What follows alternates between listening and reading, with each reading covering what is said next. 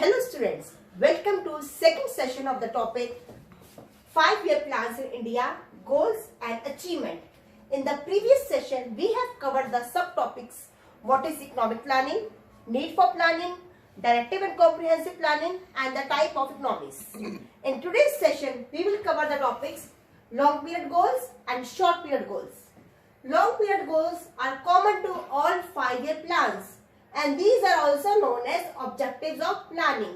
जो भी planning commission plans बनाता है 5-year प्लान्स बनाता है, वो इतने सारे जो प्लान्स बनाता है वो किन ऑब्जेक्टिव्स को ध्यान में रख के प्लान्स बनाता है.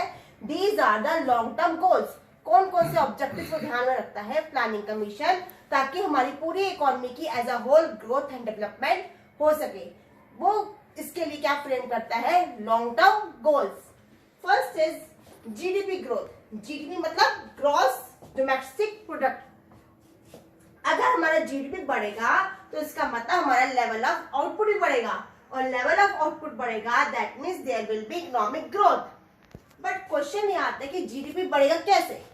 जीडीपी तभी बढ़ सकता है जब हम अपने रिसोर्सेज को इंक्रीज करें और इनोवेटिव यानी मॉडर्न टेक्नोलॉजी को इंट्रोड्यूस करें.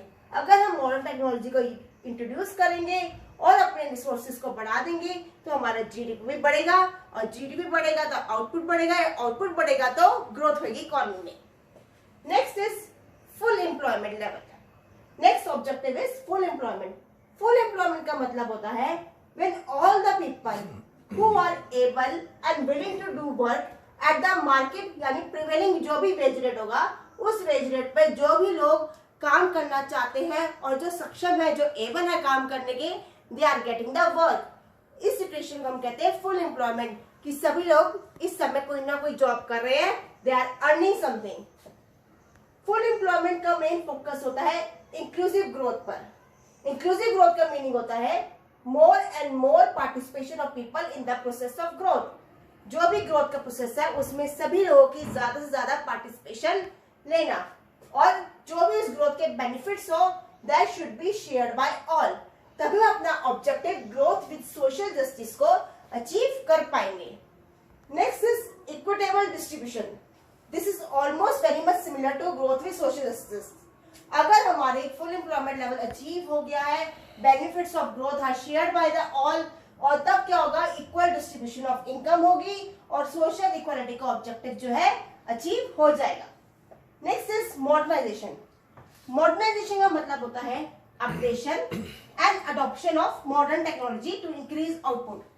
हम जरूरी नहीं कि जो पुराने घिसी पीटे मेथड है उन्हीं टेक्नोलॉजी को उस पर टिके रहे. इस जरूरी है कि हम अपनी टेक्नोलॉजीज को और एडवांस करें. हम देखें कि एडवांस कंट्रीज में कौन कौन सी टेक्नोलॉजी का यूज हो रहा है और फिर उसको अपने यहाँ पर अडॉप्ट करें ताकि हमारा भी आउटपुट बढ़े, हमारी प्रोडक्टिविटी बढ़े, हमारी ग्रोथ बढ़े. ग्रोथ बढ़ेगी, प्रोडक्टिविटी बढ़ेगी तो हमारा जो फार्म और जो फैक्ट्री सेक्टर है, प्राइमरी और सेकेंडरी सेक्टर है, वो भी फ्लरिश करेंगे, डेवलप करेंगे. और इसका सबसे बड़ा एग्जांपल है ग्रीन रेवोल्यूशन. जब 1966 में हमारे पास क्राइसिस हो गए थे तब हमने ग्रीन रेवोल्यूशन को इंट्रोड्यूस किया था. इसके अंदर हमने HYB सीड्स को, मॉडर्न टेक्नोलॉजी को यूज किया जिसकी वजह से हमारा एग्रीकल्चर सेक्टर के आउटपुट में एकदम से राइज हो गया था. Next is self sufficiency. Self sufficiency का मतलब होता है dependence on domestically produce goods. हम अपने गुड्स को खुद ही प्रोड्यूस करें, ना कि उन गुड्स को बाहर से इंपोर्ट करें. Instead of importing the goods from abroad it's better to produce those goods in our domestic market. इससे क्या होगा कि हमारे पास सेल्फ सफिशिएंसी अटेन होगी और स्पेशली हम फूड ग्रेन्स हम बाहर से इंपोर्ट कर रहे हैं, हम खुद ही उसको अपनी मार्केट में प्रोड्यूस करें, हमारी ग्रोथ होगी, हमारा आउटपुट बढ़ेगा और वर्ल्ड वाइड हमारी इकोनॉमी में हमारे प्रोडक्ट्स भी एक्सपोर्ट होने स्टार्ट हो जाएंगे अगर हम सेल्फ सफिशिएंसी अटेन करते हैं. This is all to avoid the uncertainties of supplies from the rest of the world. अगर इन केस बाहर की इकोनॉमी से हमारे पास फूड ग्रेन जैसे जो बहुत ही नेसेसिटी फूड है वो हमारे पास नहीं आ पाया किसी भी अनसर्टेनिटी की वजह से, तो हम क्या स्टारवेशन में जिएंगे? नहीं. बेटर है कि हम खुद ही उनको प्रोड्यूस करें. Next is short term goals. जो शॉर्ट टर्म गोल्स होते हैं वो प्लान स्पेसिफिक होते हैं. हर प्लान के लिए जो हम 5A के प्लान जो फ्रेम करते हैं, हर प्लान के लिए हम एक फोकस रख लेते हैं, टारगेट ग्रोथ रेट बनाते हैं कि इस प्लान के अंदर, इस 5A के प्लान के अंदर हमें इतनी ग्रोथ रेट को अचीव करना है और किस किस एरिया पर हमने फोकस करना है। These are short period goals और also known as objectives of plans. इसे कहते हैं ऑब्जेक्टिव्स ऑफ प्लानिंग और इसे कहते हैं objectives of plan. Planning commission आई 1950 में और फर्स्ट ईयर प्लान हमारा फ्रेम हुआ 1951 से 1956 के पीरियड के लिए। इस प्लान के अंदर हमने फोकस किया एग्रीकल्चर प्रोडक्शन को इंक्रीज करने पे, कि हमारा एग्रीकल्चर सेक्टर पे मेन फोकस किया गया, हमारा प्रोडक्शन एग्रीकल्चर सेक्टर में इंक्रीज हो। सेकंड प्लान इंट्रोड्यूस किया 1956 से 61 के पीरियड के बीच में, जब हमने इंडस्ट्री सेक्टर पर फोकस किया। हमने काफी इंडस्ट्रियल एरियाज को डेवलप किया, सेटल किया और हमारा ग्रोथ रेट भी इससे बढ़ा। थर्ड प्लान जब आया 1961 से 66 के पीरियड में, हमने उस समय टारगेट तो किया था कि हम सेल्फ सफिशिएंसी इन फूड ग्रेन में अचीव करेंगे, हम डोमेस्टिकली ही गुड्स को प्रोड्यूस करेंगे। पर इस पीरियड के अंदर हमारे प्लान जो था फेलियर रहा। इसका मेन रीजन था 62 में हमारी चाइना के साथ वॉर हुई, 65 में हमारी पाकिस्तान के साथ वॉर हुई, जिसकी वजह से हमारा जो प्लान का जो ग्रोथ रेट था बहुत ही कम हो गया, एक फेलियर रहा हमारा ये प्लान। इसके बाद गवर्नमेंट ने क्या किया, इस 5 ईयर प्लानिंग वाली स्ट्रेटेजी को बीच में वहीं रोक दिया और हम 3 ईयर के एनुअल प्लान्स लेकर आए 1966 से 1969 के पीरियड में। इसी बीच में हम लेकर आए ग्रीन रेवोल्यूशन को, ग्रीन रेवोल्यूशन जिसमें हमने मॉडर्न टेक्नोलॉजी को यूज किया, HYV सीड्स को यूज किया, हमने मॉडर्न फर्टिलाइजर्स, इनपुट्स, ट्रैक्टर्स, इन सबको यूज किया, पेस्टिसाइड्स, इन सबको यूज किया, जिसकी वजह से हमारा आउटपुट क्या हो गया, बढ़ गया। इन 3 ईयर एनुअल प्लान के बाद हमारा फोर्थ प्लान स्टार्ट हुआ 69 से 74 के बीच में, जिसमें फोकस था प्राइस स्टेबिलिटी और फुल एम्प्लॉयमेंट में। 74 से 79 के पीरियड के बीच में हमारा फोकस रहा एलिवेशन ऑफ पॉवर्टी पे। ये वो प्लान था, वो पीरियड था जब इंदिरा गांधी गवर्नमेंट आई थी और इंदिरा गांधी गवर्नमेंट ने आकर एक स्लोगन दिया था, गरीबी हटाओ। हर कोई इसी स्लोगन पे बात कर रहा था, गरीबी हटाओ उस टाइम पे, तो हमारा फोकस रहा था इस पे, गरीबी हटाओ पे। बट 74 और 79 के पीरियड के बीच में बहुत एक इमरजेंसी भी डिक्लेयर हुई थी 75 में इंदिरा गांधी के पीरियड के टाइम पे।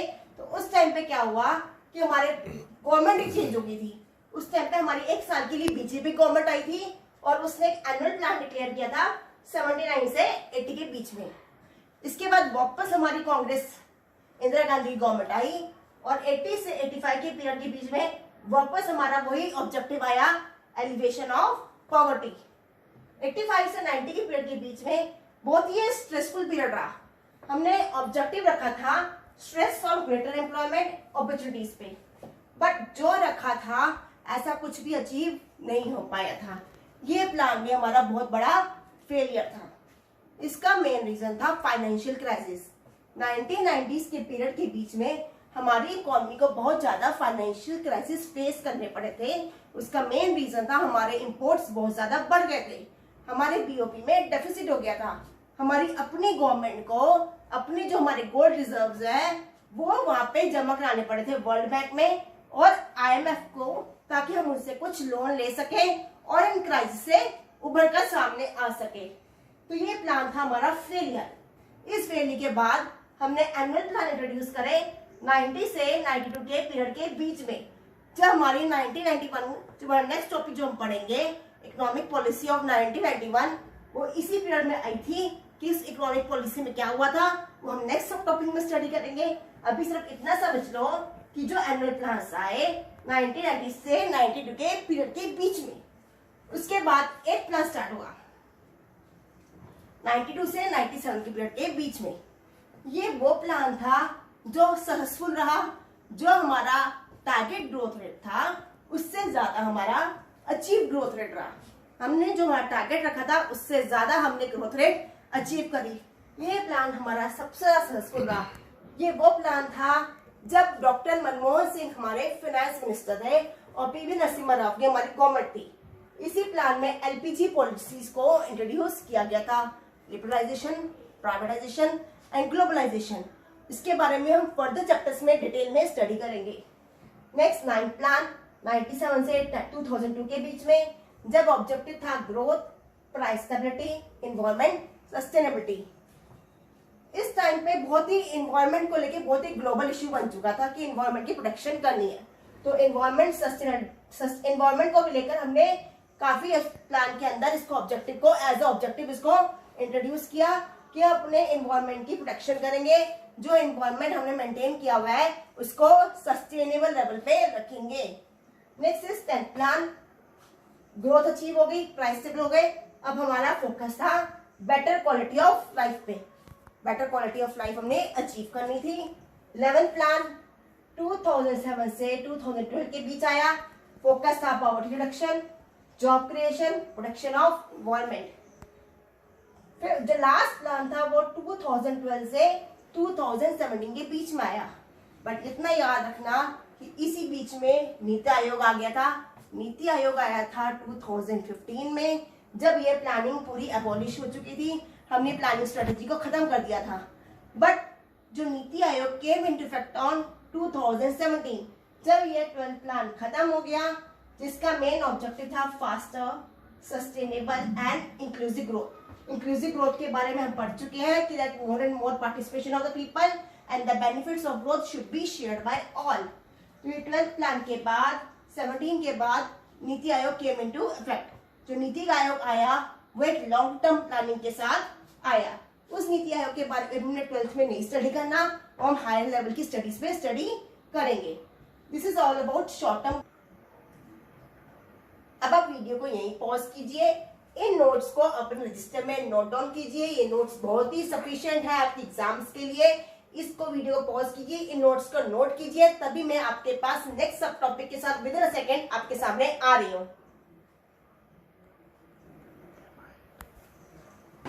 Now coming to next subtopic, features of economic policy till 1991। जितनी भी इकोनॉमिक पॉलिसी जो फीचर्स है वो हम स्टडी कर रहे हैं कौन से पीरियड के लिए, 1950 से 1991 के पीरियड के लिए। क्योंकि जब 8th प्लान आया था वो 92 के बाद आया था, 92 में स्टार्ट हुआ था। उससे पहले बहुत ज्यादा फाइनेंशियल क्राइसिस हुए 1990s में। उन फाइनेंशियल क्राइसिस को ओवरकम करने के लिए हमने 91 के बाद एक new policy economic reform introduce करे। उससे पहले जो हमारी इकोनॉमिक पॉलिसी थी 91 तक के पीरियड के लिए, उसके फीचर्स ये सब है, डिस्कस करते हैं one by one. First feature is heavy reliance on public sector. That means जितने भी पब्लिक सेक्टर की इंडस्ट्रीज थी उस पर ज्यादा फोकस किया गया था। आईपीआर, फर्स्ट आईपीआर आया था 1956, industrial policy resolution. Industrial policy resolution act आया 1956 में, जिसके अंदर 17 इंडस्ट्रीज को पब्लिक सेक्टर के लिए रिजर्व कर दिया गया और 12 इंडस्ट्रीज को प्राइवेट सेक्टर के लिए रिजर्व कर दिया गया to achieve the objective of socialist pattern of society. ज्यादा इंडस्ट्रीज को पब्लिक सेक्टर में इसलिए रिजर्व किया गया क्योंकि पब्लिक सेक्टर इंडस्ट्रीज का मेन फोकस होता है maximisation of the welfare. So to achieve the objective of socialist pattern of society, mostly industries were reserved for public sector. Focus हमारा public sector पे था। Next is regulated development of private sector. Industrial Development and Regulation Act आया 1948 में, और जिसके अंदर जितनी भी इंडस्ट्रीज थी प्राइवेट सेक्टर की, उनको न्यू इंडस्ट्री सेटअप करने के लिए गवर्नमेंट से एक लाइसेंस और एक रजिस्ट्रेशन कराना पड़ता था। हमारा फोकस था कि प्राइवेट सेक्टर का हम एक्सपेंड करें, पब्लिक सेक्टर ज्यादा एक्सपेंड करें to achieve the objective of social with equal justice. Socialist pattern of society का ऑब्जेक्टिव को अचीव करने के लिए हमारा फोकस था पब्लिक सेक्टर को एक्सपेंड करना। इसलिए हमने प्राइवेट सेक्टर पे कुछ रिस्ट्रिक्शंस इम्पोज कर दी थी। किसके through? Industrial development and regulation act 1948 के थ्रू, जिसके थ्रू उनको लाइसेंसिंग और रजिस्ट्रेशन कराना पड़ता था। फिर उसके बाद monopoly and restrictive trade practices act आया 1969 में, जिसके अंदर जितनी भी इंडस्ट्रीज थी प्राइवेट सेक्टर की, उनके एक्सपेंशन पर हमने लिमिट लगा दी। और प्राइवेट सेक्टर की इंडस्ट्रीज को हमने एक लिमिट लगा दी कि आप इस लिमिट से ज्यादा अपने प्रोडक्शन को नहीं ग्रो कर सकते, अपने प्रोडक्शन नहीं प्रोड्यूस कर सकते हो, और ना ही wide range of new range of series को, कोई भी न्यू रेंज ऑफ प्रोडक्ट को अपनी इंडस्ट्री में लॉन्च कर सकते हो। Next is production of small scale industry and regulation of large scale industry. Regulation of large scale industry तो हमने पढ़ लिया है कि एमआरटीपी एक्ट आया, industrial development and regulation act आया। इनके थ्रू क्या हुआ कि हमने लार्ज स्केल इंडस्ट्रीज पे हमने जो स्पेशली प्राइवेट सेक्टर की इंडस्ट्रीज हैं उनको हमने रेगुलेट कर लिया, कंट्रोल कर लिया, क्योंकि हम चाहते थे कि हमारी जो स्मॉल स्केल इंडस्ट्री है जो मोर एम्प्लॉयमेंट ओरिएंटेड है, जिससे हमारा ग्रोथ विद सोशल जस्टिस का ऑब्जेक्टिव इजिली अचीव हो सकता है, वो प्रमोट हो। तो ऐसा ही एसएसआई यानी स्मॉल स्केल इंडस्ट्रीज को प्रोटेक्ट करने के लिए फ्रॉम कंपटीशन हमने काफी सारे फाइनेंशियल इंस्टीट्यूशंस को सेटअप किया ताकि इनसे इजी टर्म्स पे इनको लोन मिल जाया करे। बोर्ड्स, कुछ बोर्ड्स भी स्टैब्लिश किए, like handloom and silk board, जिनका मेन फोकस था कि एसएसआई के प्रोडक्ट्स जो भी प्रोड्यूस हो रहे हैं उनको मार्केट में प्रमोट करना। Next is development of heavy industry of strategic significance. Strategic significance का मतलब है वो इंडस्ट्री जिससे हमारे लॉन्ग टर्म प्लानिंग के गोल्स को अचीव किया जा सकता था, उन इंडस्ट्रीज पे ज्यादा फोकस करना। वो इंडस्ट्रीज थी हमारी electricity generation, engineering goods and iron and steel industry. Industries की डेवलपमेंट पे ज्यादा फोकस किया गया था। Next is focus on saving and investment. किसी भी इकोनॉमी की ग्रोथ के लिए दो इंपॉर्टेंट इंडिकेटर्स होते हैं, सेविंग एंड इन्वेस्टमेंट। सेविंग को प्रमोट करने के लिए जितने भी हमारे फाइनेंशियल इंस्टीट्यूशंस थे, इन्होंने क्या किया, high rate of interest offer किया ताकि लोग प्रमोट हो सके ज्यादा से ज्यादा सेविंग के लिए। एंड इन्वेस्टमेंट को प्रमोट करने के लिए गवर्नमेंट ने इन्वेस्टर्स को सब्सिडीज दी, कैपिटल ग्रांट्स दिए ताकि वो भी इंड्यूस और प्रमोट हो सके नए नए प्रोजेक्ट्स में इन्वेस्ट करने के लिए। Next is protection from foreign competition. Foreign competition से हमारी डोमेस्टिक इंडस्ट्रीज को प्रोटेक्ट करना, स्पेशली स्मॉल स्केल इंडस्ट्रीज को प्रोटेक्ट करना। उसके लिए क्या किया गया कि import duties, high import duties को इम्पोज कर दिया, जिससे इंपोर्टेड गुड्स के प्राइस बढ़ गए और लोगों ने उनकी डिमांड कम करनी शुरू कर दी। और इंपोर्ट कोटास, कोटास का मतलब होता है फिजिकल रिस्ट्रिक्शन लगा देना on the quantity of the goods to be imported, कि आप इस लिमिट से ज्यादा इंपोर्टेड गुड को परचेज नहीं कर सकते हो भारत की इकोनॉमी से। इससे क्या मिला, प्रोडक्शन मिली हमारी डोमेस्टिकली प्रोड्यूस गुड्स की इंडस्ट्रीज को। Next is focus on import substitution. Import substitution का मतलब होता है कि डोमेस्टिकली गुड्स को प्रोड्यूस करना, ना कि उनको इंपोर्ट करना बाहर की इकोनॉमी से। Domestic production of goods which were imported from abroad, हम खुद ही उन गुड्स को अपनी इकोनॉमी में प्रोड्यूस करें जिनका हम अर्लियर इंपोर्ट करते थे। Next is restriction on foreign capital. अब एफडीआई यानी फॉरेन डायरेक्ट इन्वेस्टमेंट पर रिस्ट्रिक्शन लगा दी गई कि अब बाहर के इन्वेस्टर्स हमारी इकोनॉमी में आकर इस लिमिट से ज्यादा इन्वेस्ट नहीं कर सकते।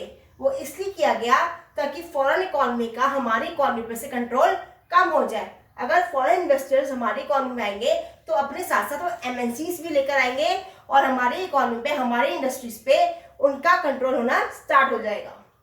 Next is centralised planning. जितने भी प्रोग्राम्स हैं ग्रोथ एंड डेवलपमेंट के स्टेट लेवल व अलाइन टू सेंट्रलाइज्ड प्लानिंग, किसी भी सेंट्रल अथॉरिटी के ऊपर हैंड ओवर कर दिए गए for the programmes related to the growth and development at state level. वो सेंट्रल अथॉरिटी, सेंट्रल गवर्नमेंट भी हो सकती है या कोई कमीशन और committee appointed by the central government. So this is all about the features of economic policy till 1991. In the next class, we will cover the subtopics success and failure of planning. Till then, have a great day. Thank you.